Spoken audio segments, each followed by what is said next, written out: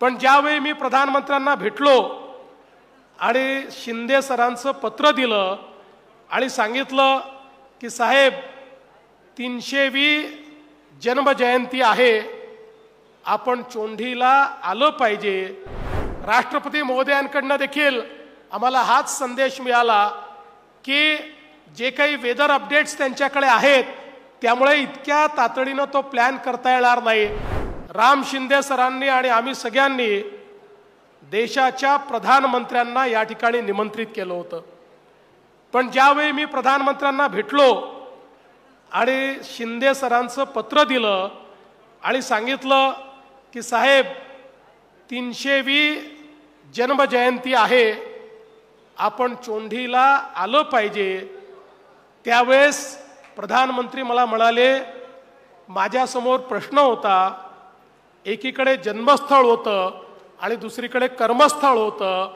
देवेंद्र, यावेळी मी पुण्यश्लोक अहिल्या देवींच्या राजधानीत कर्मस्थळावर सभा घेण्याचं ठरवलेलं आहे, पण पुढच्या वेळेस जन्मस्थळावर नक्की मी त्या ठिकाणी येईन, अशा प्रकारचा विश्वास।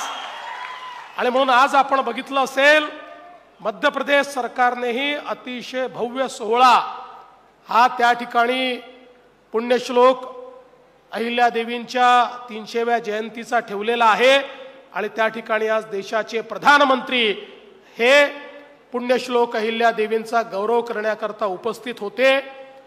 आम्ही राष्ट्रपतींकरता देखील प्रयत्न केला, थोडा आम्हाला उशीर झाला होता, त्यामुळे राष्ट्रपती महोदयांकडनं देखील आम्हाला हाच संदेश मिळाला की जे काही वेदर अपडेट्स त्यांच्याकडे आहेत त्यामुळे इतक्या तातडीनं तो प्लॅन करता येणार नाही। आणि त्यांनी आम्हाला सांगितलं, उलट मला तर त्यांचे सचिव असं म्हणाले की आमच्या राष्ट्रपती महोदयांना फार आवडेल, त्यामुळे तुम्ही इतक्या घाईनी तर हा करता येणार नाही, कारण राष्ट्रपतींच्या कार्यक्रमाकरता खूप अनेक गोष्टी कराव्या लागतात, पण एक स्वतंत्रपणे जर तुम्ही आम्हाला कार्यक्रमाला बोलवलं तर निश्चितपणे आम्ही त्या कार्यक्रमाला येऊ। त्यामुळे मला विश्वास आहे की लवकरच या ठिकाणी पुण्यश्लोक अहिल्या देवींचं दर्शन घेण्याकरता देशाचे प्रधानमंत्री पण येतील आणि देशाच्या राष्ट्रपती पण येतील। सोशल मीडियाच्या भाऊ गर्दीत विश्वासार्हतेने चकाकणारे नाव म्हणजे लेट्सअप मराठी। सगळ्यांना, सगळ्या नागरिकांना ती स्पीच, ती लेट्सअप वरील मुलाखती म्हणजे विचारांचा खजिना। त्यानंतरच्या निवडणुकीमध्ये मला सोडून गेले।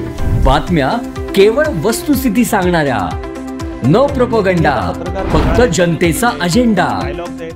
क्योंकि आने वाला कल जाने वाला है, जाने वाला कल आने वाला है। राजकारण, मनोरंजन असो की क्रीडा क्षेत्र, महाराष्ट्राची स्पंदने संवेदनशीलतेने टिपणारे माध्यम म्हणजे लेट्सअप मराठी।